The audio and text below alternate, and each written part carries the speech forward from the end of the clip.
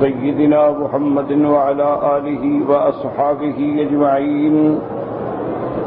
اللهم صل على سيدنا محمد وعلى آل سيدنا محمد كما صليت على إبراهيم وعلى آل إبراهيم في العالمين إنك حميد مجيد. أعوذ بالله من الشيطان الرجيم. بسم الله الرحمن الرحيم.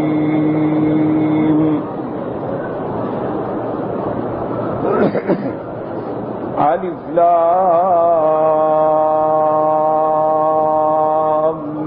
ميم. تنزيل الكتاب لا ريب فيه من رب العالمين. أم يقولون افتراه بل هو الحق من ربك لتنذر قوما ما أتاهم من نذير من قبلك لعلهم يهتدون. الله الذي خلق السماوات والأرض وما بينهما في 6 أيام ثم استوى على العرش. ما لكم من دونه من ولي ولا شفيع أفلا تتذكرون.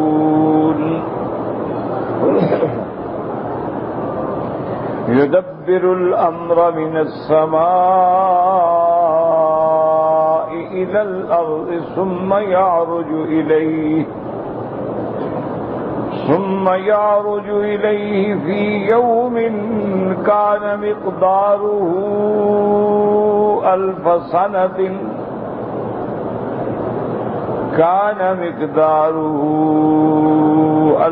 سنة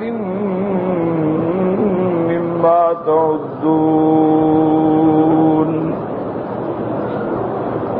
ذلك عالم الغيب والشهادة العزيز الرحيم.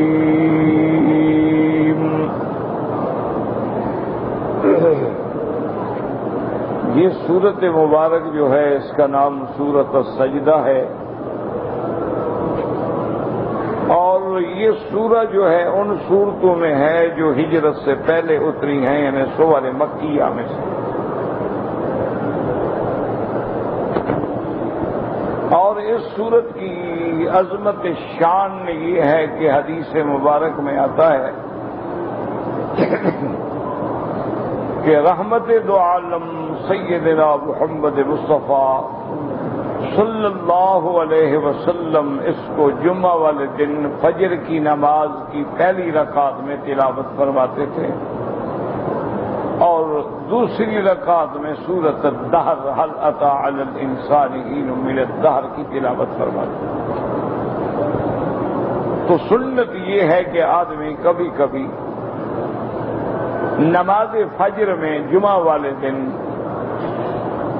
پہلی رکعت میں سورۃ سجدہ کی تلاوت کرے اور دوسری رکعت میں سورۃ الدہر کی تلاوت کرے. یہ سنت محمد مصطفیٰ صلی اللہ علیہ وعلی آلہ واصحابہ وسلم ہے. لیکن یہ ضروری نہیں ہوتا کہ ہمیشہ کرے، یعنی کبھی کبھی کرے اور کبھی چھوڑ دے. کیونکہ اگر کبھی انسان میں ایک ہی صورت کو لازم پکڑ لے تو پھر ذہن یہ بنتا ہے کہ شاید اس دن اور صورت جائز ہی نہیں.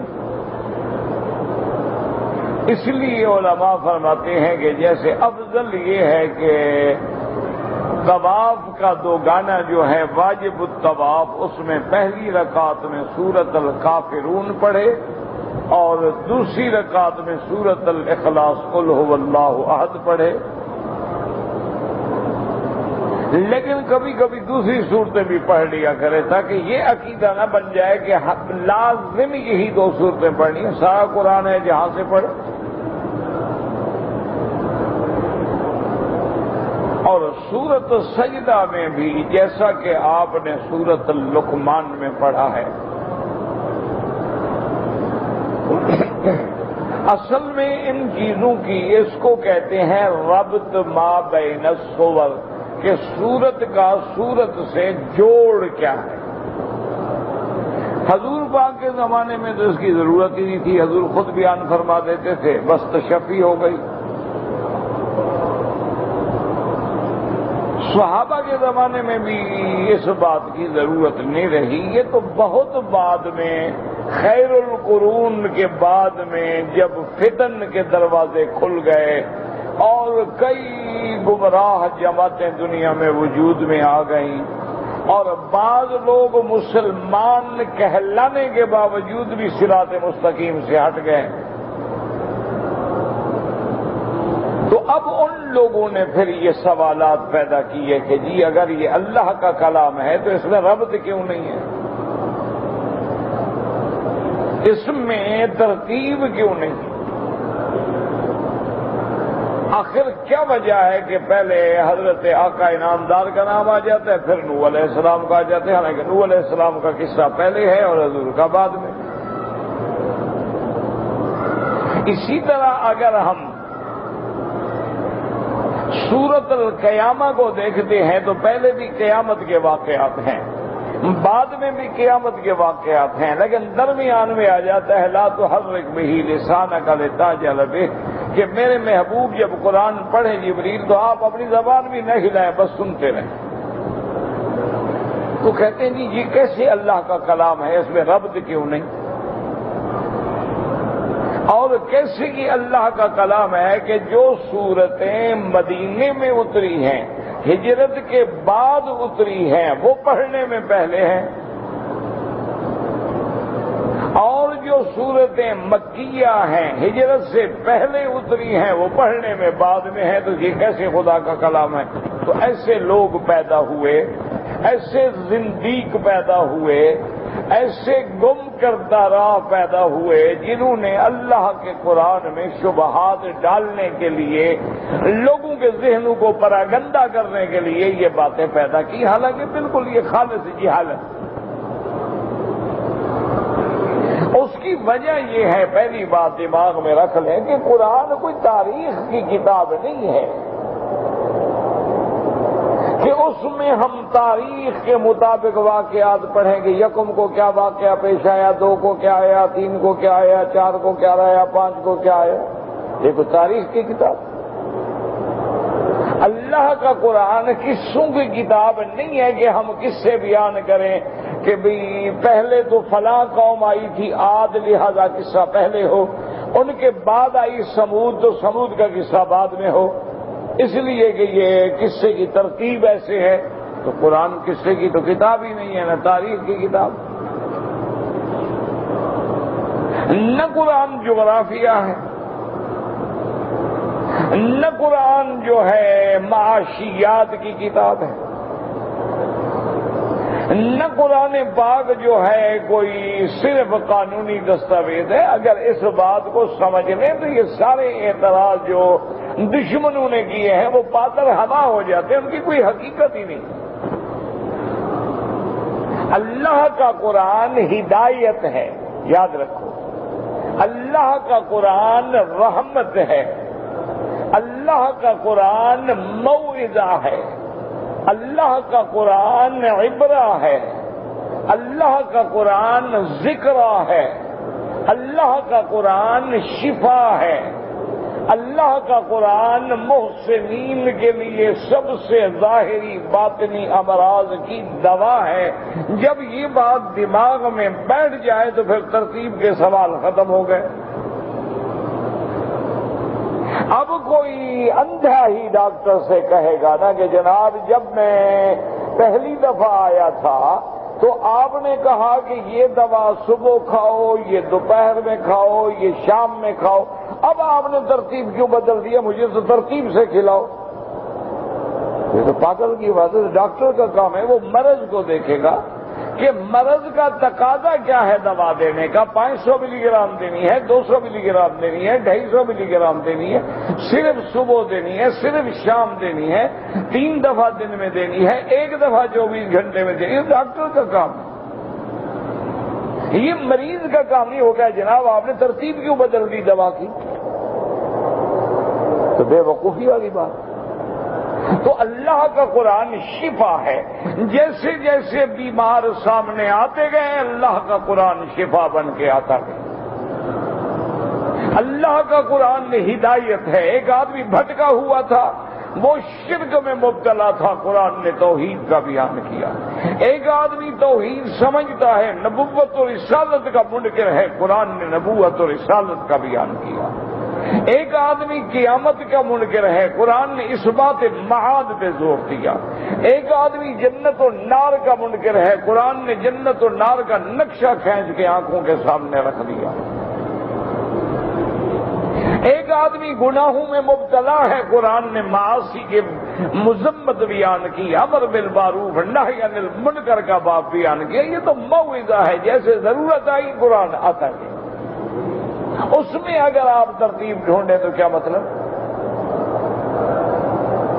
جیسے جیسے حضور سرکار دو عالم رحمت دو عالم جب مکی زندگی میں ہے تو سامنے مشرکین مکہ ہیں، قرآن نے توحید پہ زور دیا۔ 13 سال میرے مدنی پاک نے صرف توحید سمجھائی۔ جب آپ مدینہ منورہ میں گئے، اب یہود آ گئے، نصارہ آ گئے، اب اللہ کا قرآن ان کے رد میں آیا۔ جب میرے آقا کی نبوت کے ساتھ حکومت بھی مستقل ہو گئی، اب نظام چلانے کے لیے قانون کی ضرورت تھی، اللہ نے احکام نازل کی۔ اب امن و امان کے لیے نظام کی ضرورت تھی، اللہ نے حدود نازل فرمائے۔ یہ تو حالات ہیں، اس لیے کبھی قرآن کہتا ہے ھدی ورحمۃ للمحسنین،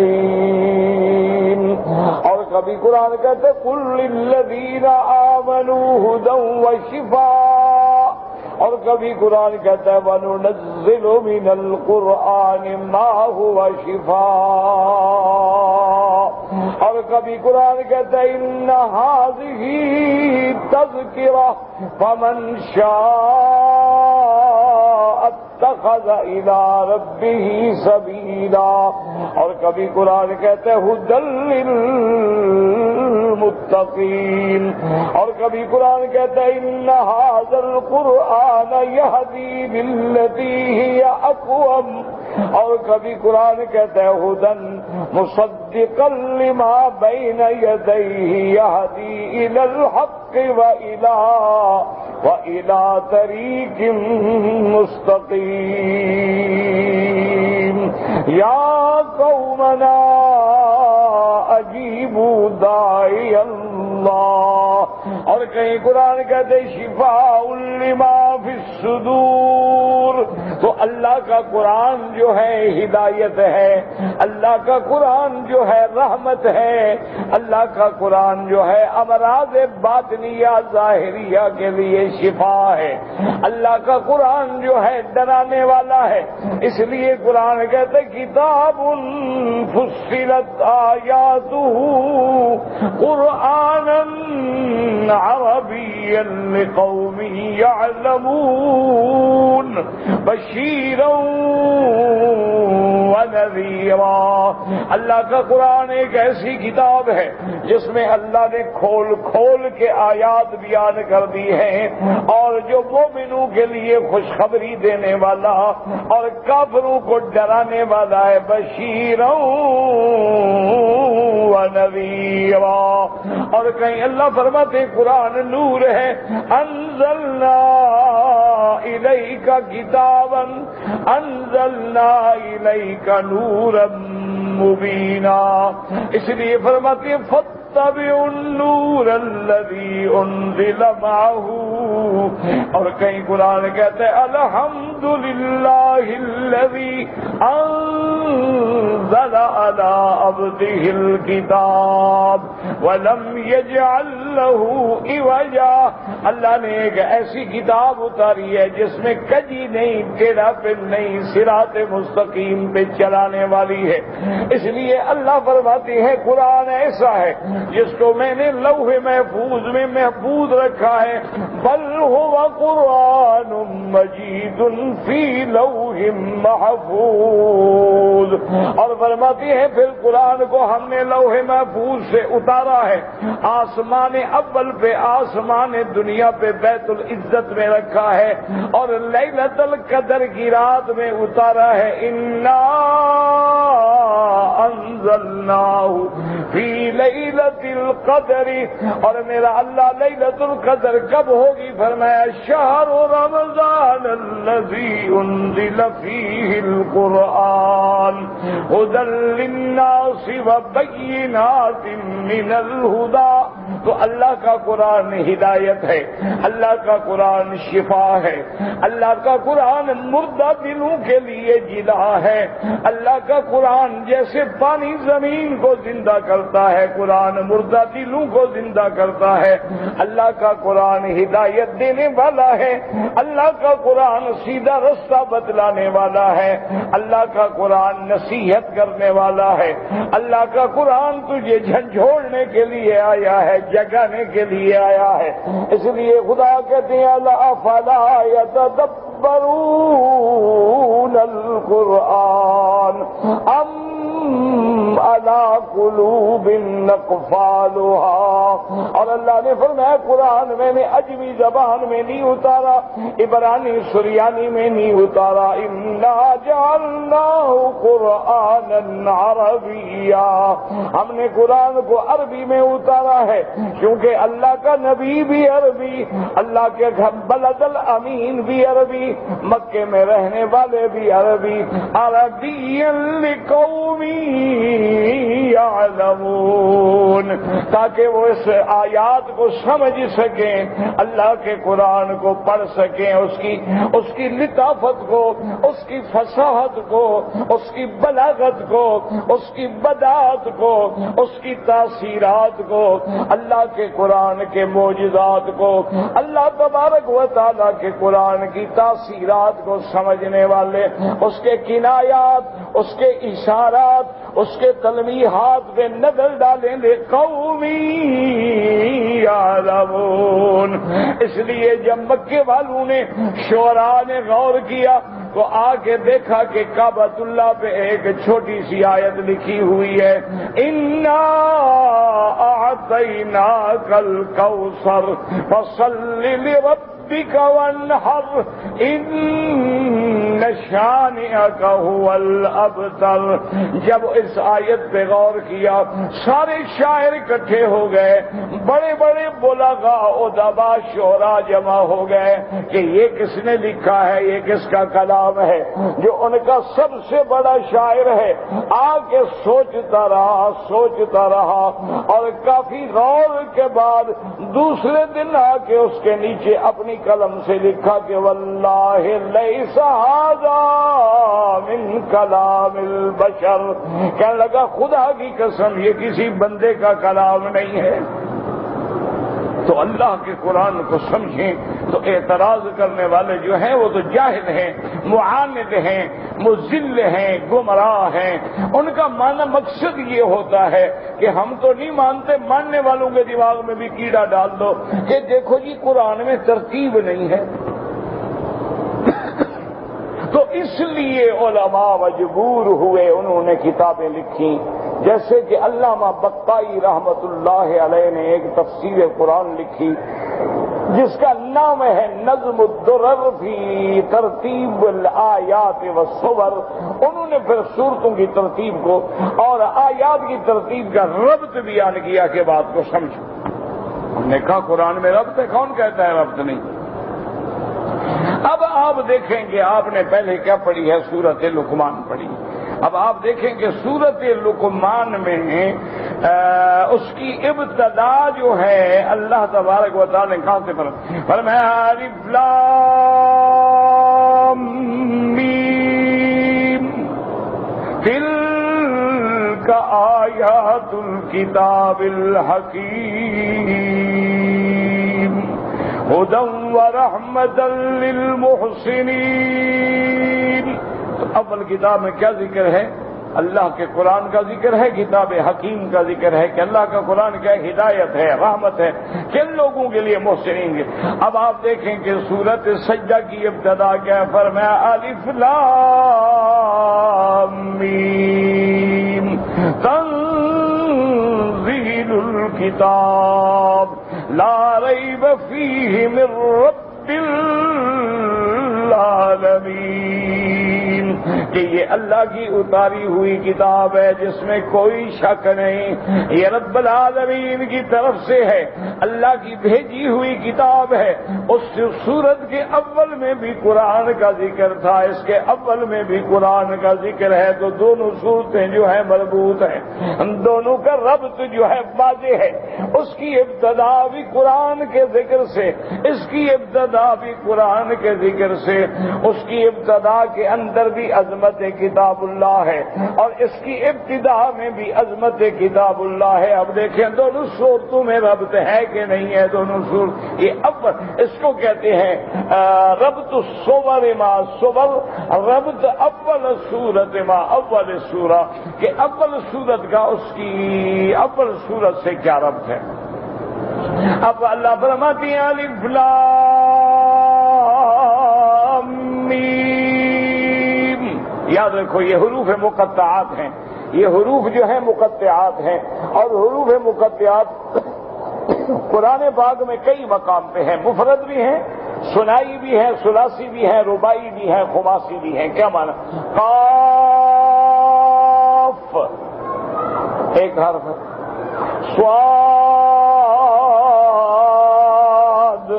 ایک حرف ہے، اور کہیں دو حرف ہیں، حامیم دو حرف، کہیں تین ہیں، الف لام میم، اور کہیں چار ہیں، الف لام میم را۔ اچھا کہیں دیکھیں خماسی آ جائے گا، کاف ہا یا عین صاد، اسی طرح پر میں حامیم عین سین قاف۔ تو اللہ کے قرآن میں یہ حروف مقطعات ہیں، اور اس کے لیے سب سے بہتر قول یہ ہے کہ یہ اسرار الہی ہیں، یہ اسرار ربانی ہیں، ان کا معنی اور مراد جو ہے وہ اللہ جانے۔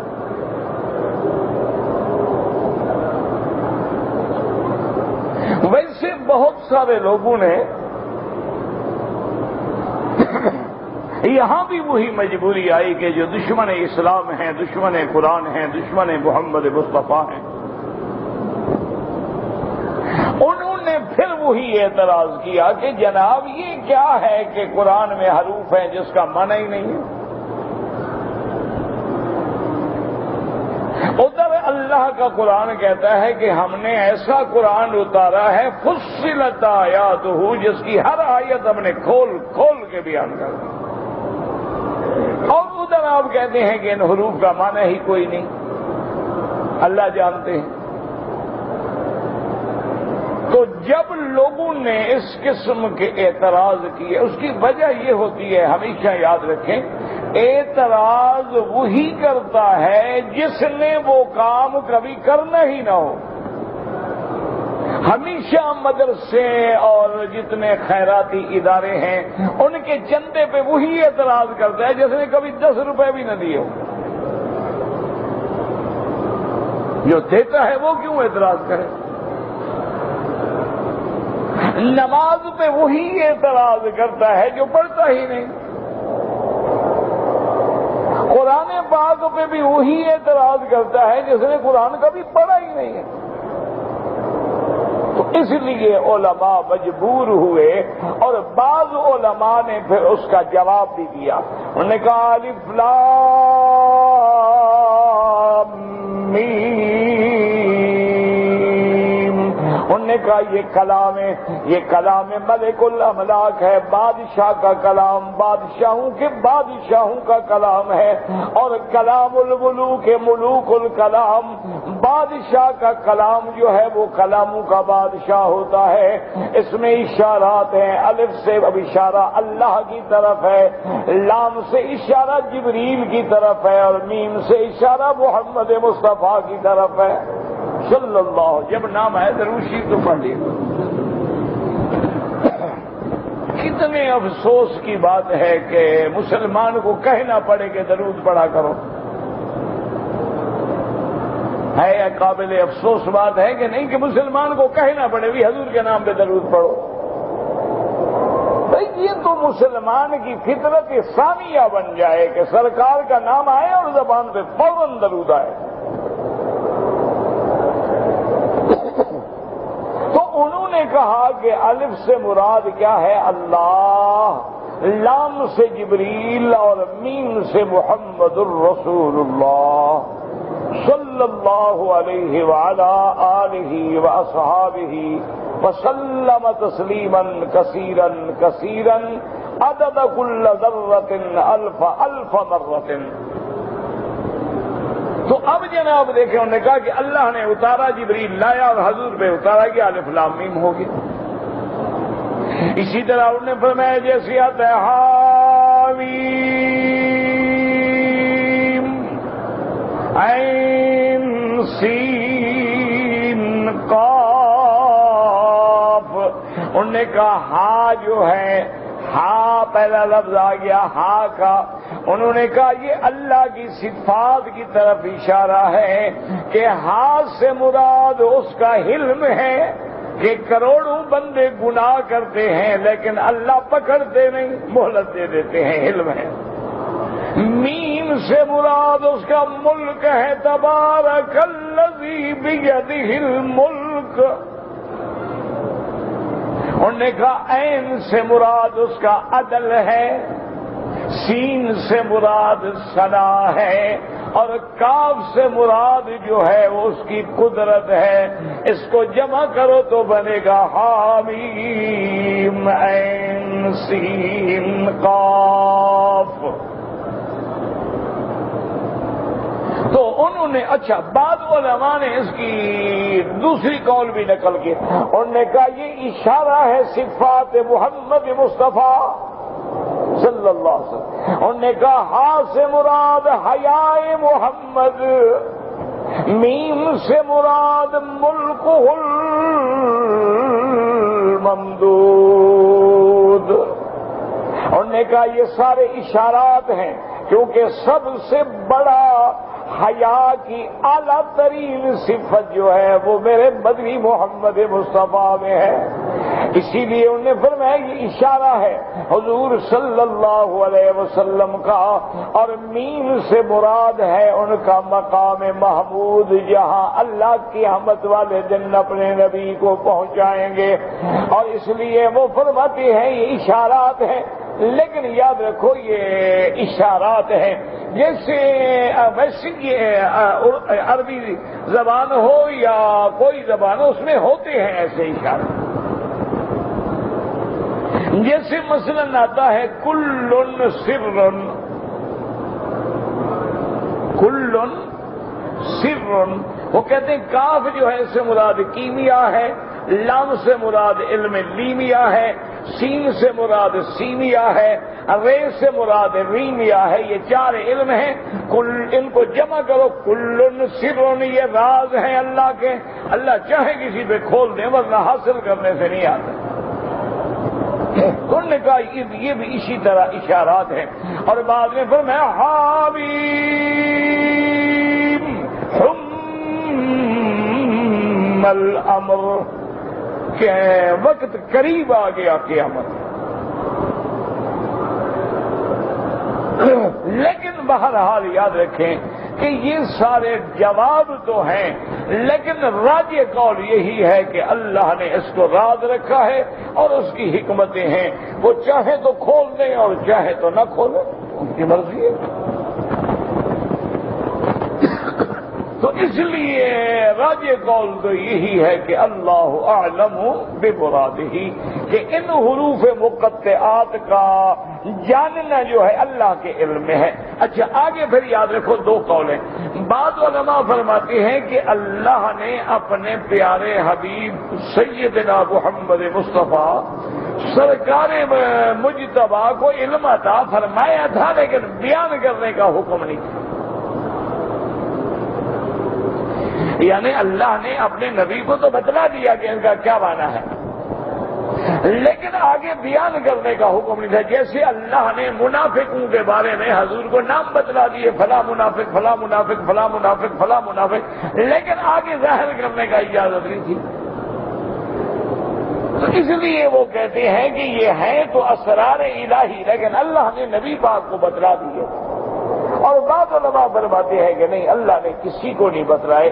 جیسے آپ نے پڑھا تھا ان اللہ عندہ علم الساعہ، 5 چیزیں ہیں جن کا علم اللہ نے کسی کو، خمس لا یعلمہن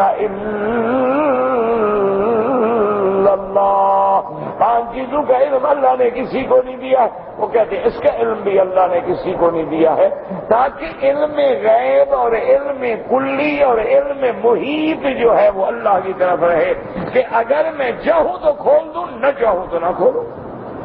ما كنت تدري ما الكتاب ولا الایمان، اللہ نے فرمایا میرے محبوب جب تک ہم نے قرآن نہیں اتارا تو آپ کو علم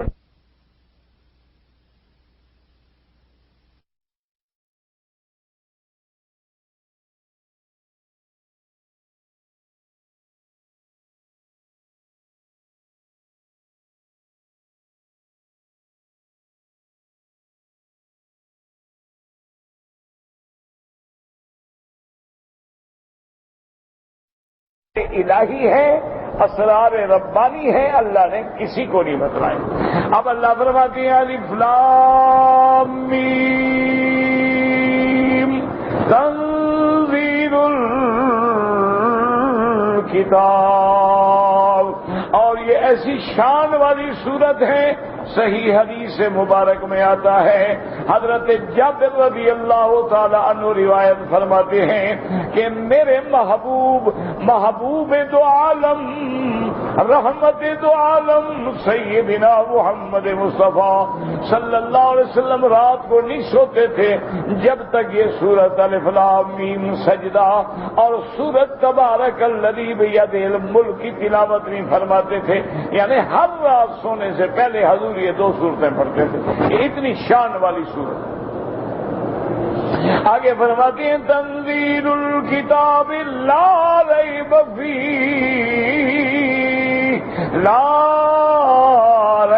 فیہ من رب العالمین، اس میں کوئی شک نہیں، یہ تیرے رب نے اتاری ہے۔ دلیل خود قرآن ہے کہ اگر یہ اللہ کا کلام نہیں تم بھی بنا لو،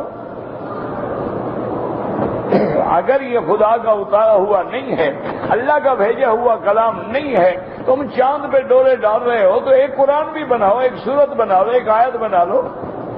آگے فرماتے ام یقولون افترا،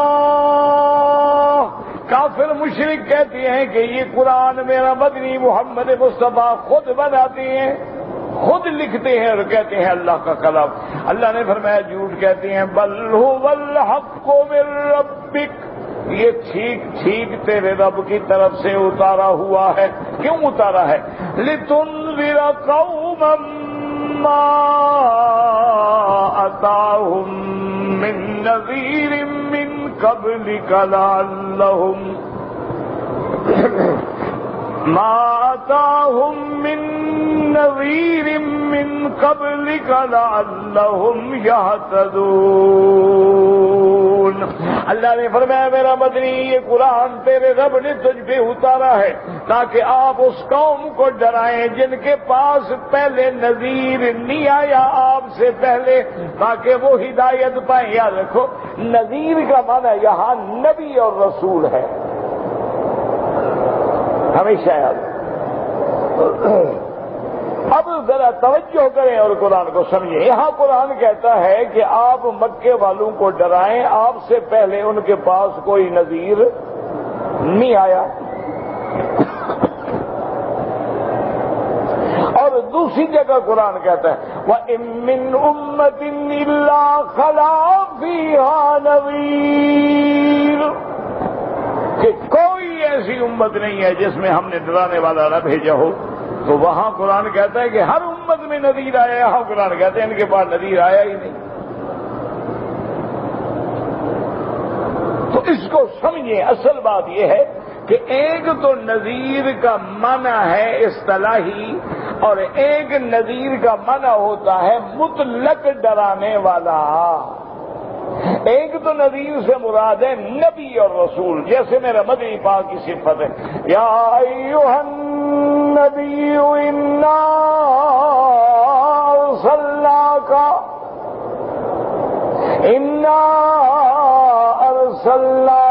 شاہدا ومبشرا ونذیرا.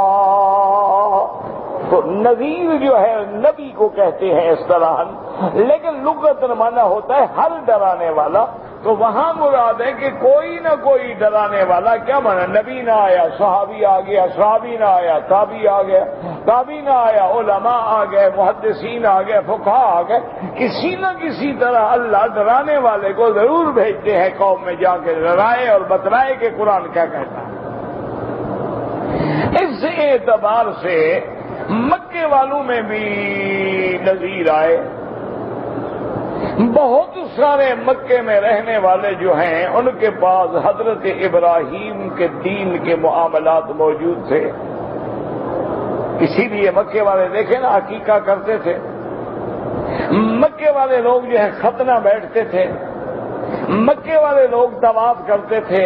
مکے والے لوگ قربانی کرتے تھے، حج کرتے تھے. ابراہیم علیہ السلام کے اعمال باقی ہیں نا ان. اور اسی طرح ایک شخص گزرا ہے جس کا نام تھا عمر ابن نفیل. وہ بہت بڑا سردار تھا جس کے بیٹا ہے عمر ابن سعید جو عشرہ مبشرہ میں ہے رضی اللہ تعالیٰ. یہ عمر ابن نفیل کا بیٹا سعید ابن عمر. تو اب جناب دیکھیں کہ عمر ابن نفیل جو ہے وہ ہمیشہ مکے والوں کو بت پرستی سے منع کرتے رہے، اور جو جانور بتوں پہ آ کے ذبح ہوتے تھے وہ کبھی گوشت نہیں کھاتے تھے. اور مشرکین مکہ کو ہمیشہ کہتے تھے کہ یہ کیا تم اللہ کے ساتھ شرک کر رہے ہو، ان کو شرک سے روکتے تھے. اس لیے ایک دن ان کے بیٹے نے پوچھا کہ یا رسول اللہ صلی اللہ علیہ وسلم، میرے ابا تو ہمیشہ شرک کے خلاف لڑتے رہے، مشرکوں سے لڑتے رہے، اور انہوں نے تو کبھی وہ گوشت بھی نہیں کھایا جو بتوں پہ تقسیم ہو، تو ان کا قیامت میں کیا حال ہوگا؟ حالانکہ وہ حضور کے آنے سے پہلے فوت ہو گئے، یعنی نبوت ملنے سے. جب کعبہ بن رہا تھا اسی زمانے میں عمرو بن نفیل فوت ہوئے، اور حضور کی عمر 25 سال تھی، نبوت ابھی نہیں ملی تھی. حضور نے فرمایا کہ بیٹا، آپ نے فرمایا کہ تیرا ابا جو ہے وہ تو قیامت میں اکیلا ایسے ہوگا جیسے ایک امت کھڑی ہو، وہ تو توحید پہ تھا. تو اسی طرح ورقہ ابن نوفل جو ہیں، جو بی بی خدیجہ کے رشتے دار ہیں اور دین حضرت عیسیٰ ابن مریم پہ ہیں، اور جنہوں نے تصدیق کی رسالت محمد مصطفیٰ کی، تو اس میں بھی کوئی شک نہیں کہ وہ جنتی ہیں. تو لہذا معنی یہ ہے کہ نذیر نہیں آیا اس قوم کے پاس، یعنی نبی نہیں آیا. کہ حضرت عیسیٰ علیہ السلام کے زمانے سے لے کر میرے آقا کے زمانے تک 600 سال کی مدت ہے. 6 صدیوں میں کوئی نبی نہیں آیا تھا. اس لیے اللہ نے فرمایا کہ آپ ان کو ڈرائیں. لِتُنذِرَ قَوْمًا مَّا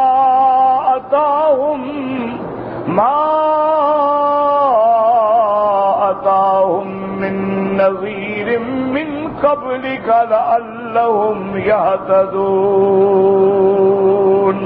اللهم اهدنا فيمن هديت، وعافنا فيمن عافيت، وتولنا فيمن توليت، وبارك لنا فيما أعطيت.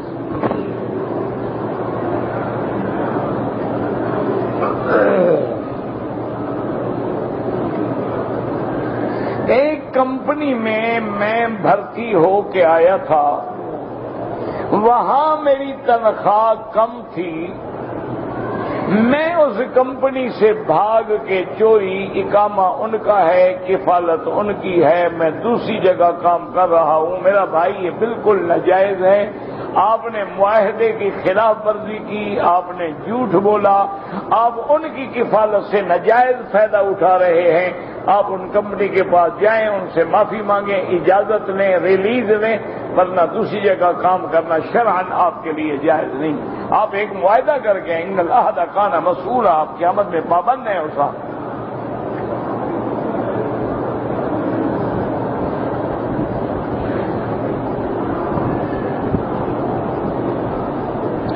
اگر ہمارے ملک میں جب آدمی مر جاتا ہے تو اس کو قبر میں دفنانے کے بعد دعا کرتے ہیں، وہ جائز ہے، کوئی منع نہیں.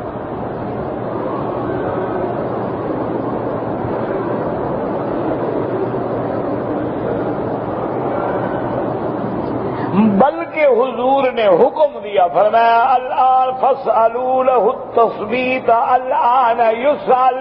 آپ نے فرمایا اپنے بھائی کے لیے دعا کرو، ابھی سوال جواب ہوگا کہ اللہ اس کو سوال جواب میں قائم رکھے، ثابت رکھے. تو دفن کرنے کے بعد دعا جو ہے وہ سنت ہے، جائز ہے، کوئی منع نہیں.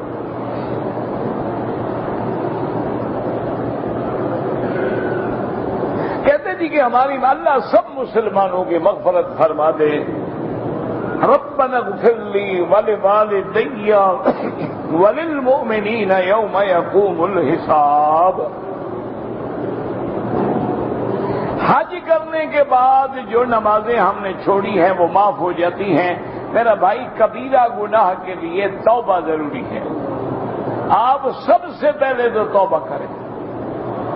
جب سچے دل سے توبہ کریں گے انشاءاللہ اللہ معاف فرما دیں گے.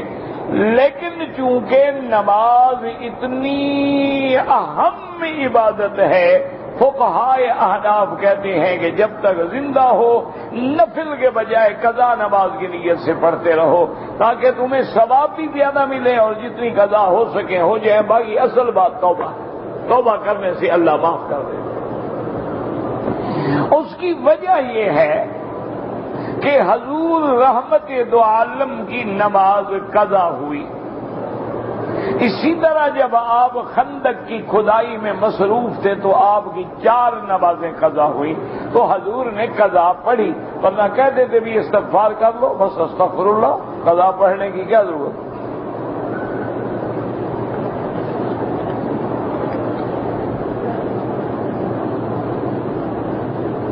کہتے جی کہ ہماری مسجد میں ایک امام ہے، اس کی داڑھی جو ہے وہ آدھے انچ سے بھی چھوٹی ہے، تو سارے مقتدی اکٹھے ہو کے اس کو منت کریں کہ مہربانی کرو ہماری نمازیں برباد نہ کرو، یا داڑھی بڑھاؤ یا کسی اور کو مصلی پہ کھڑا کرو.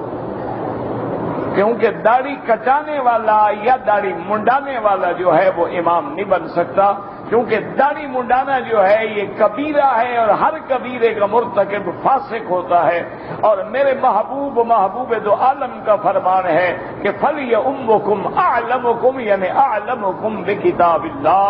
حضور نے فرمایا امام اس کو بناؤ جو بڑا عالم ہو، امام اس کو بناؤ جو بڑا قاری ہو، امام اس کو بناؤ جو تمہارے لوگوں میں عمر میں بڑا ہو. تو امام کے لیے شرائط ہیں. اگر ہر داڑھی منڈا یا داڑھی کٹانے والا امام بن گیا پھر نتیجہ وہی نکلے گا جو آج کل نکل رہا ہے کہ عورت بھی امام بن گئی.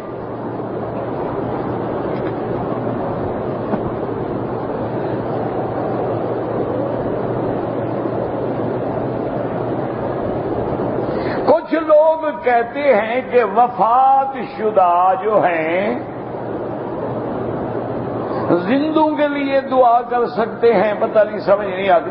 یعنی جو مر گئے وہ زندوں کے لیے دعا کریں لیکن اپنے لیے نہیں کر سکتے. اچھی بات ہے، ون وے ٹریفک ہے، یعنی ان کی دعا سے تمہیں فائدہ ہوتا ہے، ان کو خود نہیں ہوتا ہے. ماشاءاللہ اچھی بات ہے بھائی. یاد رکھو کہ دعا کا فائدہ دونوں کو ہوتا ہے. تم جو دعا کرتے ہو ان کو فائدہ ہوتا ہے اور وہ بھی دعا کرتے ہیں کہ اللہ ہماری اولادوں کو ہدایت پہ موت دینا، گمراہ کر کے نہ مارنا.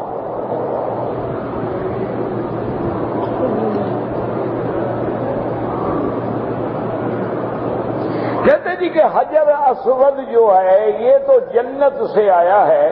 جہاں ہم طواف شروع کرتے ہیں تو یہ اس لیے وہاں سے شروع نہیں کرتے کہ جنت سے آیا، یہاں سے اللہ نے حکم دیا میرے مدنی محمد مصطفیٰ کو. بات کو سمجھا کریں. حضور فرماتے ان اللہ امرنی، اللہ نے مجھے حکم دیا یہاں بوسہ دو اور یہاں سے طواف کی ابتدا کرو. یہ حکم الہی ہے، نہ ہوتا حجر اسود تب بھی نہ ہو. اچھا، جب حجر اسود چوری ہو گیا تھا پھر لوگ کیا کرتے تھے؟ حجر اسود جو تھا چوری کر کے لوگ لے گئے، یہاں تھا ہی نہیں.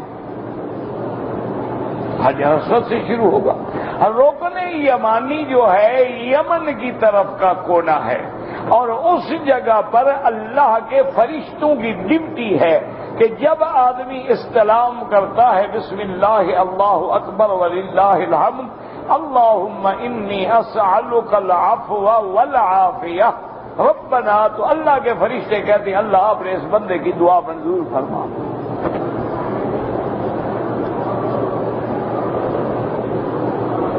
کہتے ہیں جی کہ میرا بچہ قرآن کا حافظ ہو گیا ہے، مجھے قیامت میں فائدہ دے گا؟ بالکل فائدہ دے گا.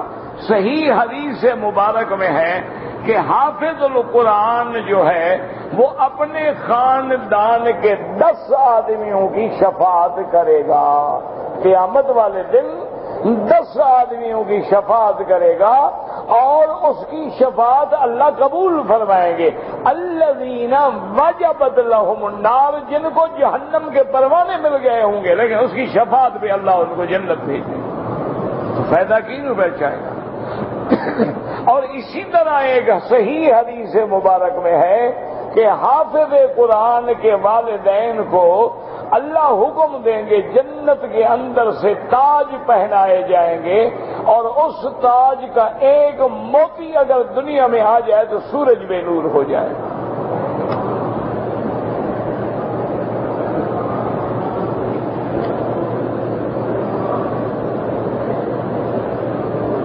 میرے بھائی کا آپریشن ہوا ہے، اللہ شفا عطا فرما دے.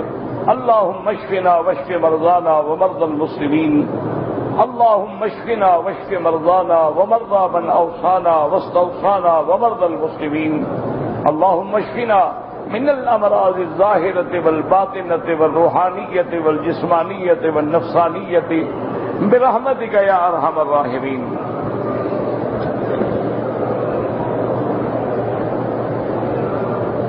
اگر 4 رکعت نماز فرض پڑھ رہے ہیں تو پہلی 2 رکعتوں میں سورۃ الفاتحہ اور قرآن کی کوئی سورت پڑھیں گے.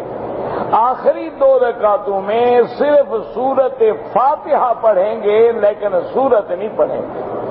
اگر 4 رکعت سنت پڑھ رہے ہیں ہر رکعت میں فاتحہ بھی پڑھیں گے اور سورت بھی پڑھیں گے.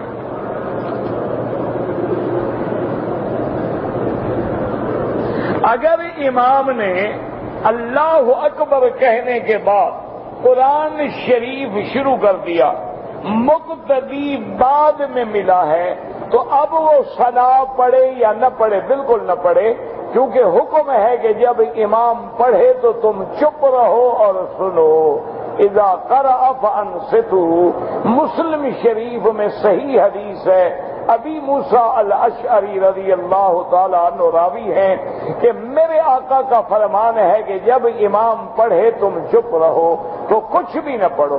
بعض فقہا کہتے ہیں کہ جب امام مثلا غیر المغضوب علیہم ولا الضالین کہہ لے اور چپ کرے تو جلدی جلدی پڑھ لو، ورنہ کوئی ضرورت نہیں پڑھنے. ایک آدمی نے اپنے ہوٹل سے احرام کی 2 چادریں باندھ لی، مسجد عائشہ جا کے 2 رکعت پڑھی، نیت کی، آ کے عمرہ کیا، بالکل ٹھیک ہے، کوئی منع نہیں۔ یہ ضروری نہیں ہے کہ ہم کپڑے وہاں اتاریں، وہاں جگہ نہیں کپڑے کہاں رکھیں۔ تو اس لیے 2 چادریں باندھنے کا نام احرام نہیں ہے، یہ تو لباس احرام ہے۔ اصل احرام ہے نیت کر کے لبیک اللہم لبیک پڑھنے کا۔ اگر 2 چادریں باندھ کے آپ ساری زندگی پھرتے رہیں تو احرام تھوڑا ہوگا۔ ایسے تو جوگی ساری زندگی 2 چادروں میں پھرتے ہیں۔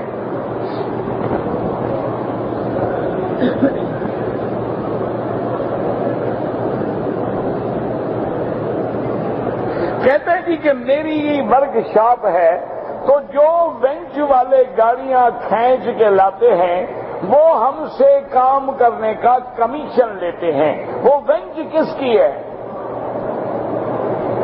جن کی بینچ ہے ان کو بتائیں کہ جناب یہ آپ کا ڈرائیور ہم سے کمیشن لیتا ہے، وہ کہے ٹھیک ہے تو ٹھیک ہے، ورنہ تو وہ تو اس کا نوکر ہے، جو کمیشن ملتا ہے مالک کو، جن کی بینچ ہے وہ تو تنخواہ لیتا ہے۔ عورت ہو یا مرد ہو، ننگے سر وضو کریں کوئی حرج نہیں۔ ننگے سر پہ ہی تو آپ مسا کرو گے نا، کب پگڑی کے اوپر تھوڑا کرو گے۔ عورت یہ بہرحال خیال رکھیں کہ مردوں میں کھڑے ہو کے ننگا سر نہ کرے۔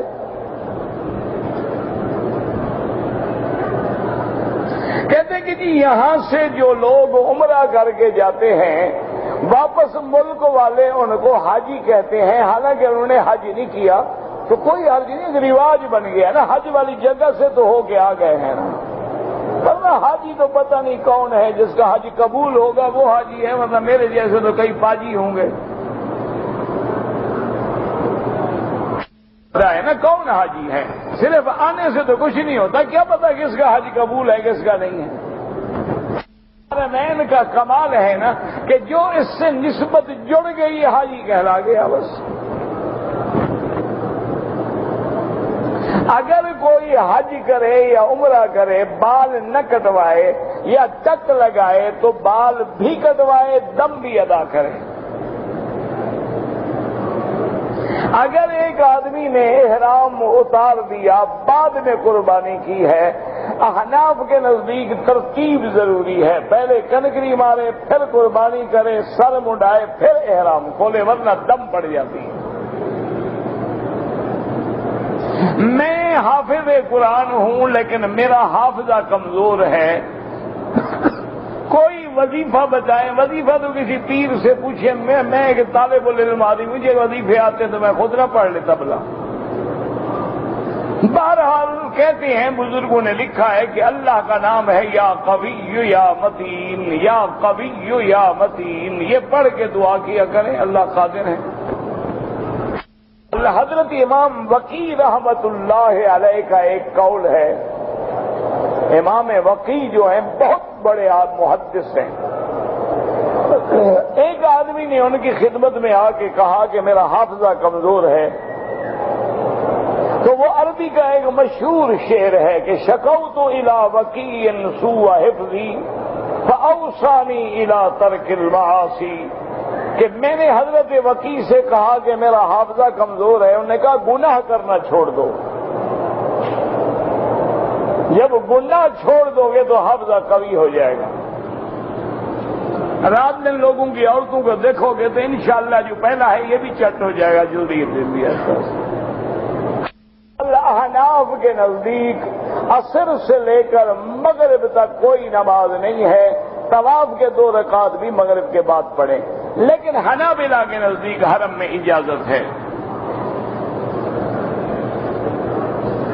کہ ایسی کتاب کا نام بتائیں جس میں یہ لکھا ہو کہ حضور نے قبر پہ دعا کی ہے۔ بخاری میں لکھا ہے،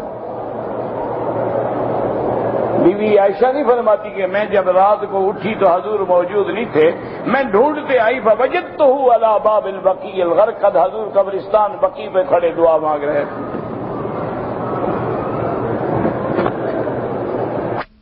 کسی لڑکی سے محبت کرتا ہو تو اس کو یہ چاہیے کہ جس کی لڑکی سے محبت کرتا ہے نا، اس کے کسی دوسرے بھائی کو اپنی بہن سے عشق کرنے کی اجازت دے. سمجھ آ گیا؟ تم اس کی لڑکی سے عشق کرو، اس کا بیٹا تمہاری بہن سے عشق کرے. اس کا علاج یہ ہے جناب کہ صبح و شام کمرہ بند کر کے صرف 7 ڈنڈے لگا دیا کریں. 7ویں دن انشاءاللہ عشق بھوت سب نکل جائیں گے. شرم نہیں آتی لوگوں کی لڑکیوں کے عشق کے مسئلے حرم میں پوچھتے ہو؟ کوئی ضمیر، کوئی غیرت، کوئی حیا بھی ہوتا ہے کہ نہیں ہوتا؟ اگر ہے جا کے رشتہ کرو، رشتہ مانگو، نہیں دیتے انا للہ پڑھ کے الگ ہو جاؤ بس. میم جائز ہے، پتہ نہیں آپ نے کیا لکھا. تعلیم وتب علینا انک انت التواب الرحیم. اللهم فرج هم المهمومين، نفس كرب المكروبين، وقض الدين عن المدينين، واشفنا واشف مرضانا ومرضى المسلمين، واشفنا واشف مرضانا ومرضى المسلمين، واشفنا واشف مرضانا ومرضى المسلمين. اللهم اجعل لنا وللمسلمين من كل هم فرجا، ومن كل ضيق مخرجا، ومن كل بلاء عافيا. اللهم انك عفو كريم عظيم تحب العفو فاعف عنا. اللهم اصلح اولادنا واولاد المسلمين. اللهم اصلح بناتنا وبنات المسلمين. اللهم اصلح احوالنا واحوال المسلمين. اللهم اصلح امورنا وامور المسلمين. اللهم اصلح ذرياتنا وذريات المسلمين. اللهم اجعلنا واجعلهم من عبادك الصالحين ناجحين راشدين. یا اللہ بیماروں کو شفا عطا فرما، بے حیاؤں کو حیا عطا فرما، بے دینوں کو دین عطا فرما، بے اولادوں کو اولاد عطا فرما. جن کی اولاد ہے ان کو صالح بنا، جن کے گھروں میں بچیاں ہیں ان کے رشتے آسان فرما، بے روزگاروں کو روزگار عطا فرما، تمام آنے والوں کی حاضری منظور و مقبول فرما. یا اللہ مسلمان جس ملک میں ہے اس کی جان، مال، آبرو، عزت کی حفاظت فرما. یا اللہ اپنی رحمتوں کے ساتھ اسلام کی عزت کا فیصلہ فرما. یا اللہ کفر کی ذلت کا فیصلہ فرما. یا اللہ حضور پاک کی امت کے ہر امتی کو دین کا داعی اور دین کا سپاہی بنا. ربنا تقبل منا انك انت السميع العليم. سبحان ربك رب العزة عما يصفون وسلام على المرسلين والحمد لله رب العالمين. اللهم صل على سيدنا محمد وعلى آل سيدنا محمد كما صليت على إبراهيم وعلى آل